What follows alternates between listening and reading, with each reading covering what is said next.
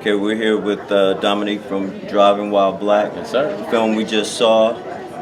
Tell me a little bit about the film and what was your motivation behind it? Well, I mean, motivation is obviously my own personal experiences, and I want to make people more aware in a different kind of way. Because a lot of movies are dramatic, you know, so adding some humor into it kind of like gets to people in a different way. I think, you know. So was it a conscious decision to make it not a drama, not a comedy, a little bit of a mixture? I think naturally, you know, I look at things in a humorous way, you know, but definitely it was conscious of making sure I didn't do anything that was too silly, you know what I mean, and not forcing it, you know. We want to make it very natural. Like that's why if you notice in the movie, like I told everybody that when we're doing scenes, like don't be funny.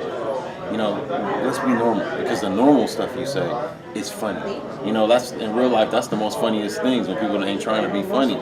So, you know, we want to put that real life into it along with the drama. It's like, it's not all like only drama, it's comedy and life too. And I feel like that's the balance you want to have, especially on a subject like this in this time in 2016. You know?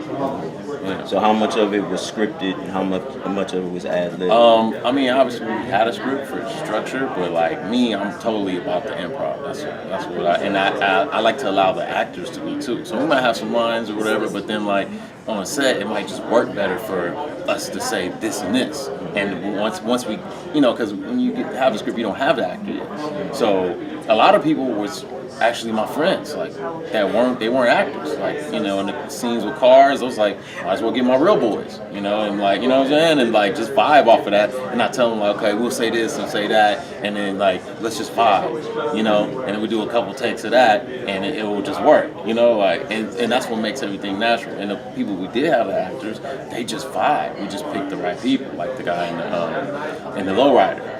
You know, he was an actor, but we just vibed. We just got cool, and we just like bounced stuff off each other when we was driving.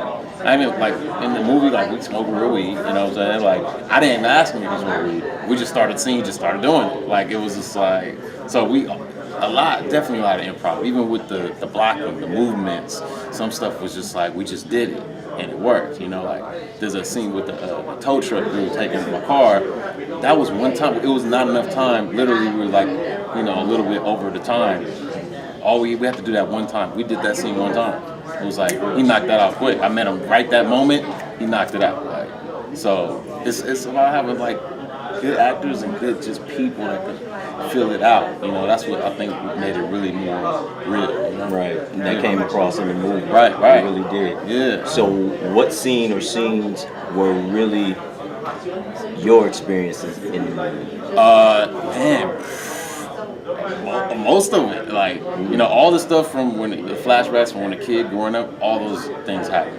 To like getting pulled over, being a mistake for somebody else, that actually happened. Only different was I was on foot.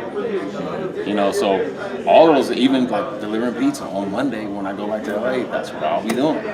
Like, you know what I'm saying? It's all, you know, all of it. Like even down to the music, those are like homies that I know who are like known in the hip hop underground, and those are music. And the guy Taz Arnold, that he had a cameo. He was the guy who I was giving the turntable piece to.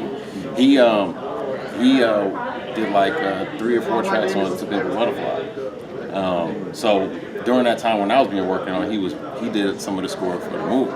And so it's like all connected. Like even that album is kind of connected to this movie in a way, because we had a folder of music, which some of it we used, but then Kendrick used for the album. You know, so like it's like definitely, you know, wanted to make it all connected to real and show LA in a different way too. You know, everyone shows the same things in LA. You know, like because they're most of the time they're probably not from there. Or, you Right. know, like Yeah. Well, my experience in LA, you got off the beaten path. I mean, you know, you went down Right. Hollywood Boulevard, Right. but then you went into the neighborhoods too. Right. So it gave you a different perspective. Right, exactly. Right. And too, and the thing about Hollywood Boulevard, see, that's another thing.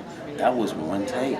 Literally just walked down Hollywood. We didn't have a permit. Just walked down. Hey, Iron Man. Hey, hey, and we just did it off the cuss. And we wanted to show Hollywood how it really is. Right. Oftentimes it's like people think it's Hollywood, but it's not. And that's why it's like decisions made to have no music there, so you can really hear the outside sounds, feel the people, how it actually feels, the rawness. Like when you have the drummer playing the like that was like, okay, we're about to just roll up and say, yo, do your thing. You know, gave him a tip after, just moved on. You know, like keep it kind of loose flowing. I think those are the kind of best movies. You can't like lock everything in. More organic. Exactly, more organic. Yeah. So, what are the plans for the movie after here? More I mean, festivals? there's some more festivals definitely, but I mean, obviously the main goal is to get like a distribution so it can be in theaters national. Because I mean, I think that's when it'll be able to really have more of an impact because people can like go out to see it in the theater. Like it's because everybody might not be able to make it to a festival